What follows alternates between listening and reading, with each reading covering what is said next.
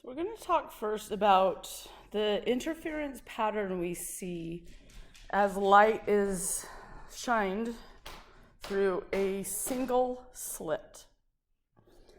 So again, if you remember, when we talk about interference, we're talking about a wave needing to travel farther than another wave to get to the same observer, the same observation point. If one wave traveled far enough than the other, such that the difference in the distance they traveled was m lambda, we saw them add together in phase to get a situation where we had perfect constructive interference. Now, we typically use a delta R here instead of a delta X, but we mean the same thing. The difference in distance that one wave travels compared to another to get to the observer or the observation point. Here we're going to be shining the light on a screen. So getting to that one location on the screen.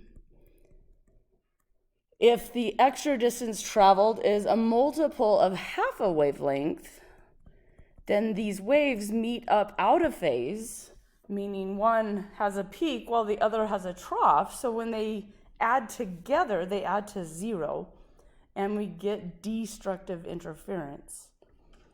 Now, couple conditions for this to happen, they had to be identical waves. So the same type of wave with the same wavelength and frequency. We talked about them having the same amplitude as well.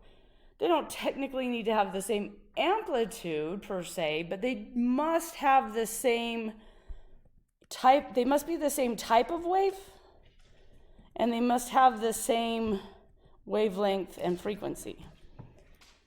Because that's the only way the peaks can always, if they line up, that's the way they can be perfectly in phase with each other.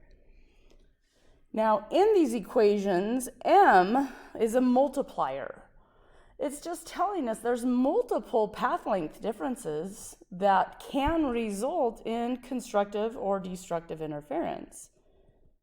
M could be 0, 1, 2, 3, 4, so forth. 0 and a whole number. If m was 0 for constructive, if m is 0, we find that delta R is 0. That means the waves travel the same distance to get to that location on the screen. So we'll talk about this as well. If m is 1, then one wave travels exactly a wavelength farther than the other wave. And so forth. If m is 2, the one wave travels 2 wavelengths farther. But because the waves were in phase as they traveled through or left the source, they're still going to be in phase when that path length difference is a multiple of a whole wavelength. All right, so to observe single slit interference, we have to use a laser. Lasers are very specific wavelengths. I mean, you can have a red laser or a green laser or a blue laser, but a red laser is going to have a very specific wavelength that falls in the red region of the electromagnetic spectrum. So this laser light is going to shine on a little slide. So a little contraption that has a very thin vertical slit in it. I'm going to show you a demonstration so that you can see the pattern on the screen. This vertical slit is very, very narrow. We're going to use an A lowercase a, to represent the width of this slit. We're talking just fractions of a millimeter even. So it's a very, very small slit. The height of it is bigger, it's a few millimeters. And if you recall, diffraction is most pronounced when the slit is smallest. So as this laser light comes through, it ends up spreading horizontally because the width of the slit is smallest. So let me show you this little video clip. I'm not going to show the whole thing. I'll link to the demos so you can watch it again if you'd like. I do have it set to play fast, a little bit faster than normal. This is a demonstration of single slit diffraction. When a laser beam, I'm putting my hand in the beam here, this laser beam is incident on this circular dial that allows me to dial in the width of a slit through which the laser beam passes. So it's passing through this slit of various widths that I'll show you, and then having passed through the vertical slits, produces a pattern on the screen here. So the width, and what you see in this pattern is a central bright spot and then dimmer spots to either side. This is called the m equals 0 maximum, the m equals 1 on either side of that, m equals 2, etc.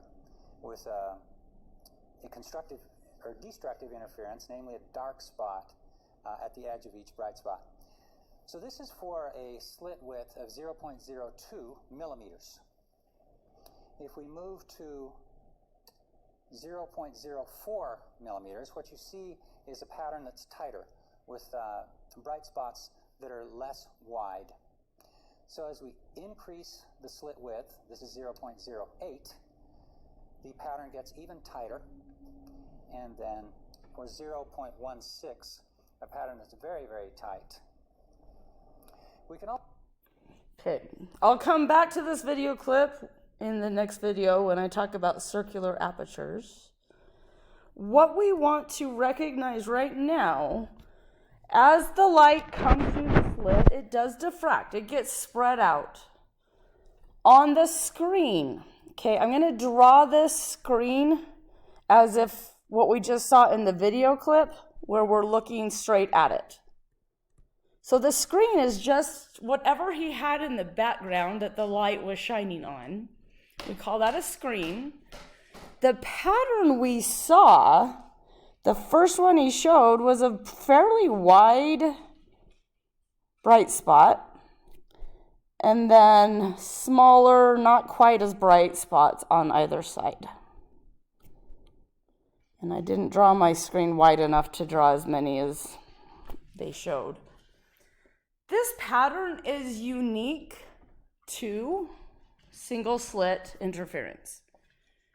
Now, it diffracts, it spreads out horizontally because the width of the slit is what is so small. The smaller the opening, the bigger the diffraction. So it spreads horizontally because the slit was oriented vertically. What we see is a wide, bright, we call it a central maximum. Maximum meaning constructive interference.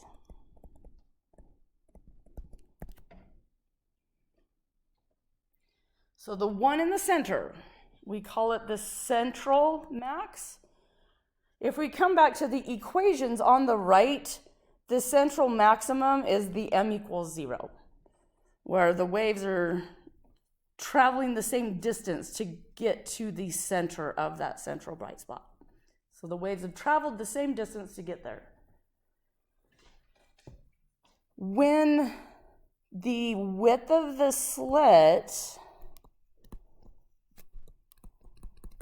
was increased,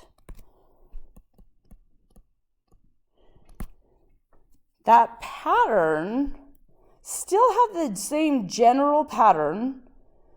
The central bright spot, the central maximum, was wider and brighter than the maxima on either side. But, I guess I should draw those a little bit smaller.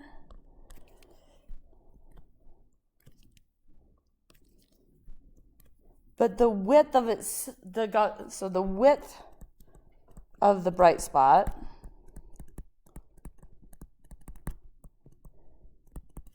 or width of the bright central maximum decreased. And that it happened as the slit width was increased, the width of the pattern decreased. And that's because the diffraction decreases. If the opening is made larger by making the slit width bigger, then the diffraction itself, the wave doesn't spread quite as widely.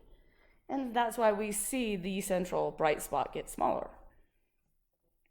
So this pattern is unique to the single slit interference.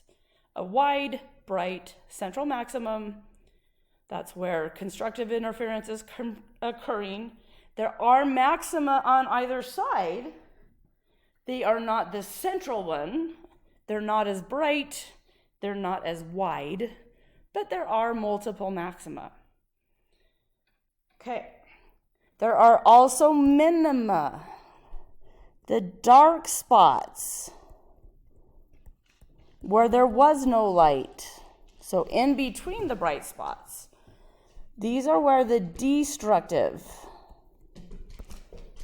interference is occurring. We call these minimums or minima.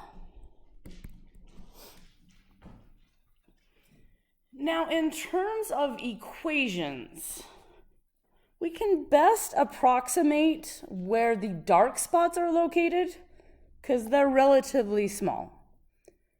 We're going to have some reference variables that we use.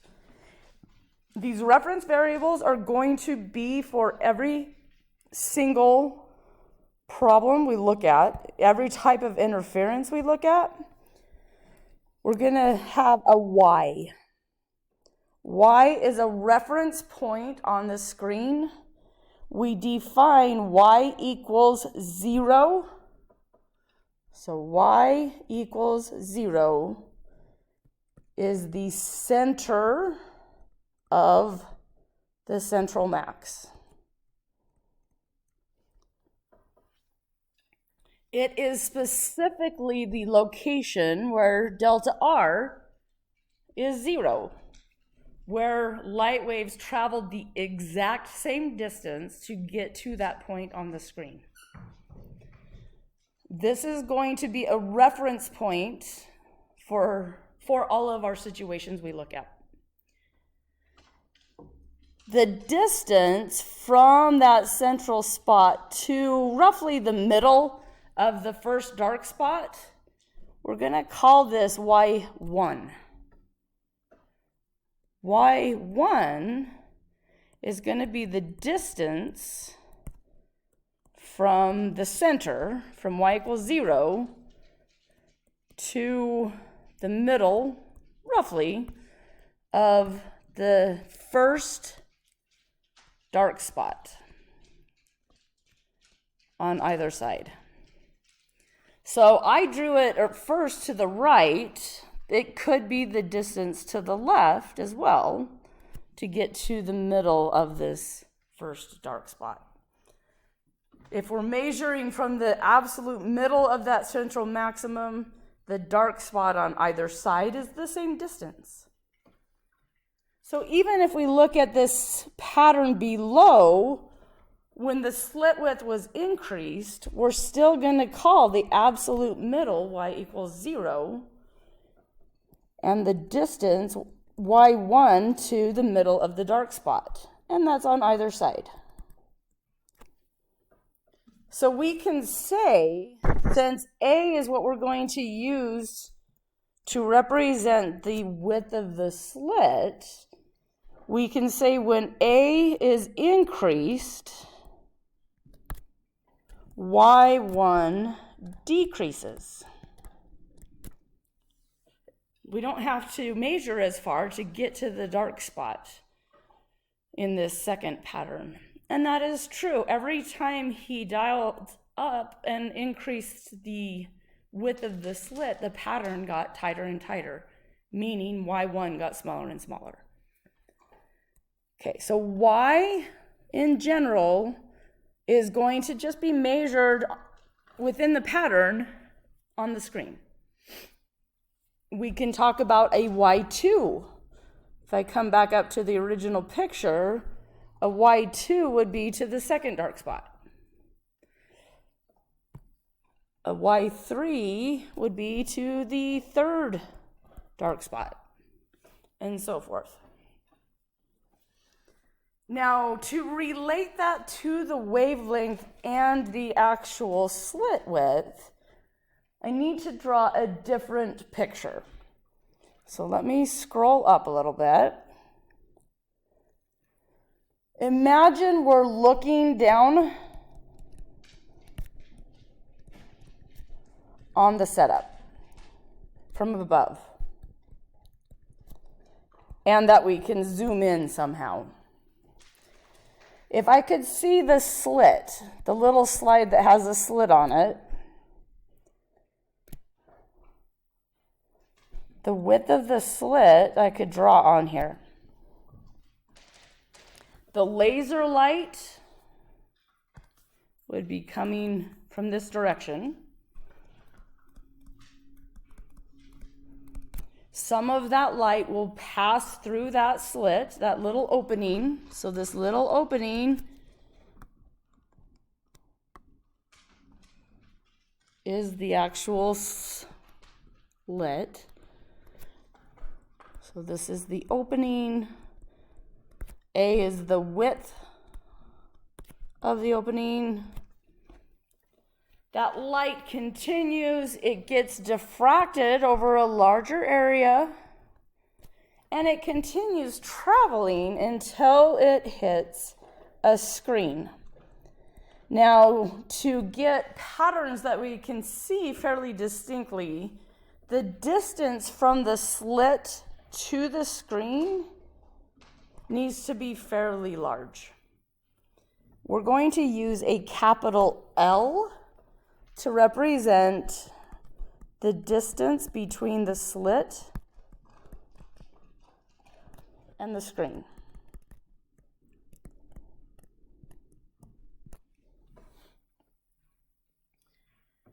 All right, so I'm going to draw a reference line just going straight from the slit to the screen. So I'm drawing it from the absolute middle of the slit over to the screen. The pattern we saw on the screen was a wide, bright central maximum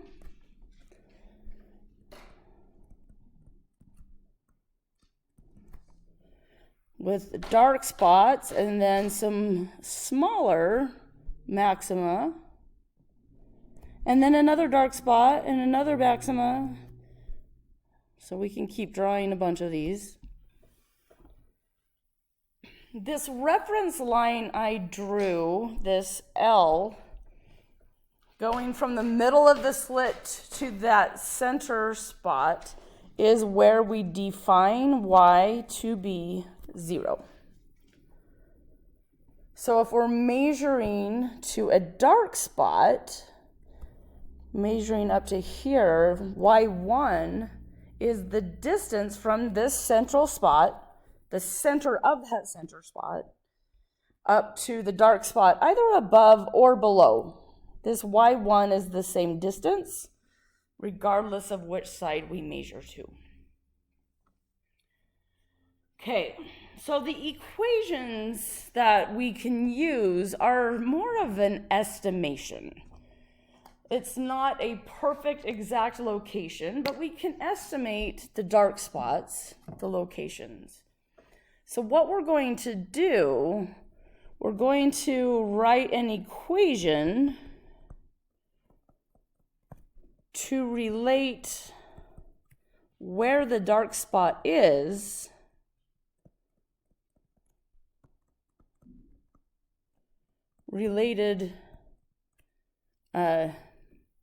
equation to relate where dark spot is located to the width of the slit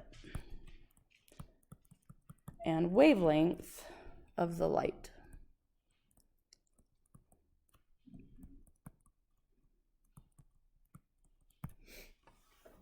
Now again, please keep in mind this is an approximated equation, and you'll see what I mean by that as we go through this. So what we're going to do is I'm going to zoom in a little bit, and I'm going to say that light from the middle of the top half of the slit, some of that light is traveling directly to this point of our dark spot. I'm going to call this an R1. That's the distance one particular wave has to travel to get to that dark spot. Okay, the other wave I'm going to talk about is one coming from the middle of the bottom half.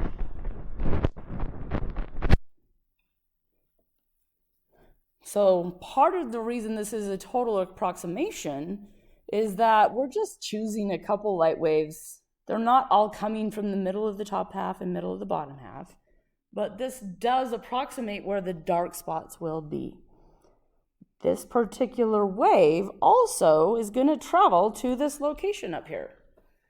I'm going to call the distance it travels R2. We can say delta R is R2 minus R1. I say R2 minus R1 because I know this bottom wave is traveling just a little bit farther than the top wave. So to keep delta R as a positive number, I'm just taking the longer one minus the shorter one. But because this is a dark spot, that means we have destructive interference, meaning delta R has to be a multiple of half a wavelength. This happens to be the first dark spot. When we're measuring from the center, from y equals 0, that is the first dark spot that we're talking about. The second one would be up here. This would be the second dark spot, measured from the center. The first dark spot, in terms of our multiplier, is the first m value. The first dark spot is when m is equal to 0. So we can say in this case that delta R is equal to exactly 1/2 of a wavelength. So that bottom wave is traveling half a wavelength farther than the top wave if they're canceling out at that location, if that's the first cancellation. All right. We want to relate this to A though. A being the width of the actual slit. Now the distance to the screen, L here, is rather large. So imagine for just a second, we want to zoom in and look at this A. These lines here, and choose a different color. If we zoom in to this region, the wave lines, this one and this one that I drew, they appear parallel. They're not really parallel because they do converge eventually over on the screen. But because of how small this opening is and how far they're traveling to get to the screen, they do appear roughly parallel right here. That means if I drop, actually, let's make this a lot smaller. Oops. Okay, so here was our width of our slit. Here was light traveling from the top half, light traveling from the bottom half. If I drop a line here that just connects those two exactly perpendicularly, this distance right here is what we're talking about, the delta R. That is that tiny 1/2 of a wavelength farther that the bottom wave travels compared to the top wave. So we have a triangle. It's a right triangle where this side is 1/2 a wavelength, or delta R, and this side is A over 2. Because again, remember I said we were talking about light coming from the middle of the top half and light coming from the middle of the bottom half. That would make those 2 points half of the width of the opening or slit apart. In this triangle, if I call this theta, I can say that the sine of theta is equal to this opposite side, delta R, which I'll put in the 1/2 lambda in just a sec, over the hypotenuse, which is the A over 2. So delta R has to equal A over 2 times the sine of theta. Okay, let's go back to a little bit smaller size. So let's relate these two. We know delta R is 1/2 a wavelength to get to that first dark spot. In terms of just the geometry of the setup, we can say that delta R is also A over 2, where A is the width of the slit, and then times this angle, sine theta. It turns out that these 2's cancel, and we can say that the sine of theta is equal to the wavelength over A. We would call this a theta 1 specifically because we're talking about the first dark spot. So we're talking specifically about the angle to that first dark spot. We can define that angle in our picture from this reference line that I drew, this L right here, the line that went from the middle of the slit to the middle of the central max. If I draw a line going up to the same dark spot, so this is getting messy. Let me draw a different picture really quick. So, redrawing. Here's our screen. Here's our bright spot, central one. I'm taking a line right now from the middle of the slit up to this first dark spot.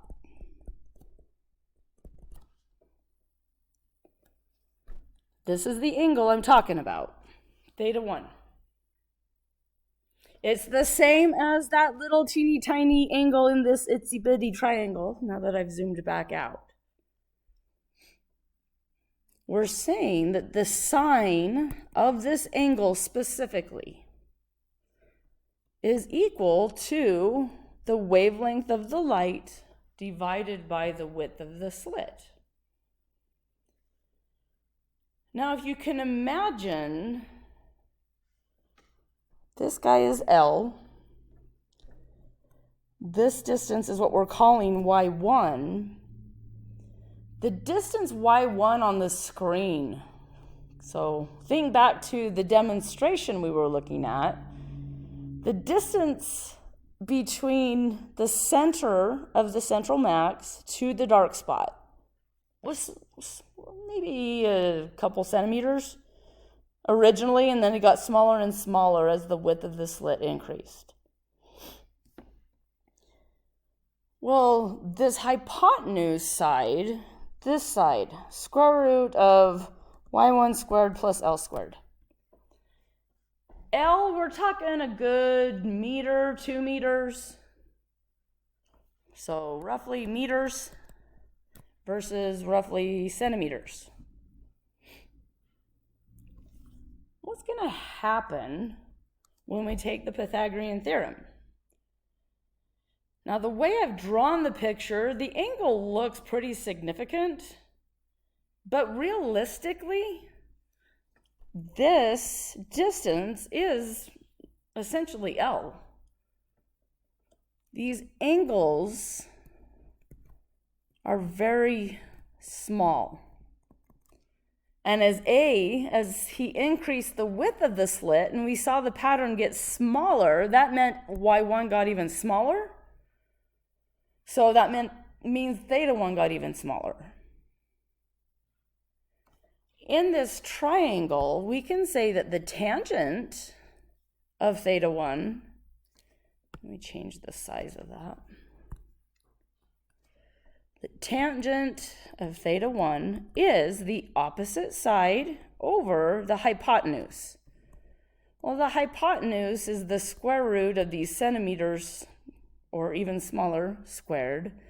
This is essentially y over L. Very, very small angles. I don't know if you happen to remember, when angles are very small, we can say that the sine of the angle is essentially the same thing as the tangent of the angle, which is essentially the same thing as the angle itself. In the test notes, you will see theta 1 is lambda, well, I don't think they use theta 1 specifically. Single slit. They write it this way. Theta sub p is p lambda over a. Ultimately, theta 2 would be the angle that goes up to the second dark spot. It turns out that the sine of theta 2 is just twice this lambda over a. A theta 3 would be 3 times that lambda over a. And because these angles are so small, we can drop the sine portion and just say it's the angle. That's only true if we write the angle in radians, though. But what this is telling me is theta 1 is lambda over a. Theta 2 is 2 lambda over a. Theta 3, 3 lambda over a. So essentially, we're using p as our multiplier. P can be 1, 2, 3, and so forth. P cannot be 0, because that would imply an angle of 0, which would mean the light traveled from the center straight to the screen. But that's a bright spot. That is a constructive interference spot, and the equation we're coming up here with is for destructive, because we're talking about the location of the dark spots. So that's why P cannot be 0, and I believe that's why our author swapped from being an M to a P. Our M, when we were talking about interference up here, we said M could be 0, 1, 2, 3, 4, 5, so forth. Sorry for moving this so much. Since we cannot have a 0, we're just choosing a different letter to represent the multiplier. Now, in terms of looking at the pattern and seeing it on a screen, measuring that angle itself would be rather cumbersome. So typically, actually, what we do is, because we have such small angles, we take the fact that sine of theta 1 would be wavelength over the width of the slit and set that equal to the tangent of theta 1, which would be y1 over L. We can say y1 is lambda L over A. Now, just to remind you what we mean by y1, let's scroll a little bit more. If I have my pattern I'm looking at on the screen, so there's that bright central maximum, smaller, not quite as bright maxima on either side.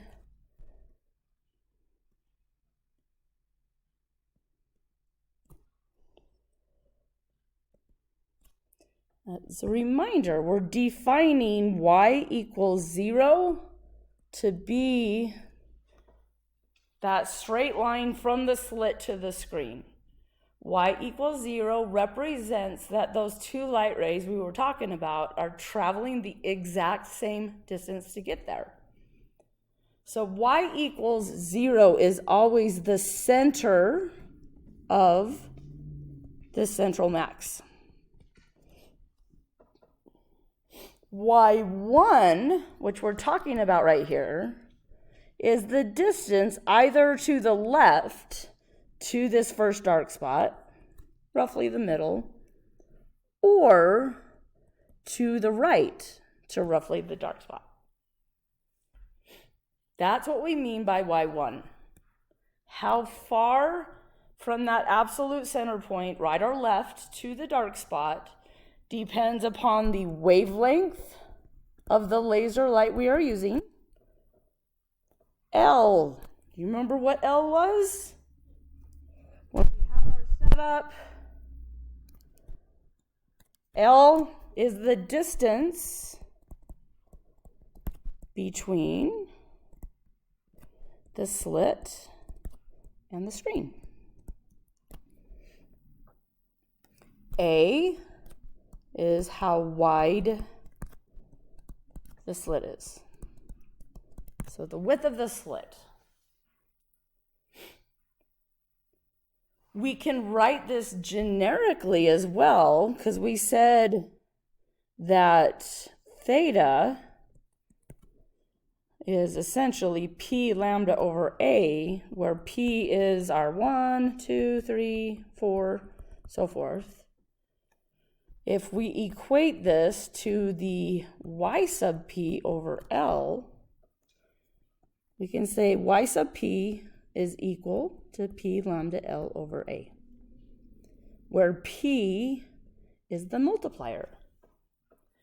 P equals 1 means the first dark spot, or minimum, on either side of the center. 2 would be the second dark spot.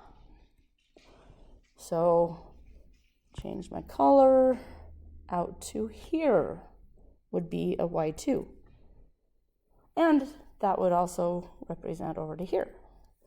It's the same distance either way, left or right. Y equals 3 would take us to the third dark spot. And that, again, is true going to either side. So generic equation to locate the dark spots. And it is roughly the center of the dark spot. But y is always measured from the absolute center of that central bright spot, that central maximum, out to the dark spot. Now, something that we're often interested in as well is called the width of this central maximum.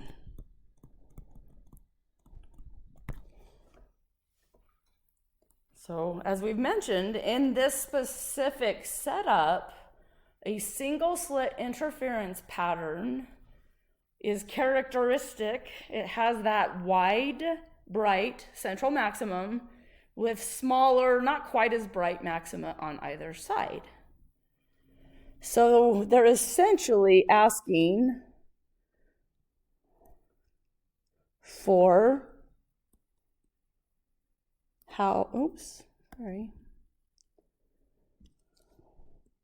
wide this is.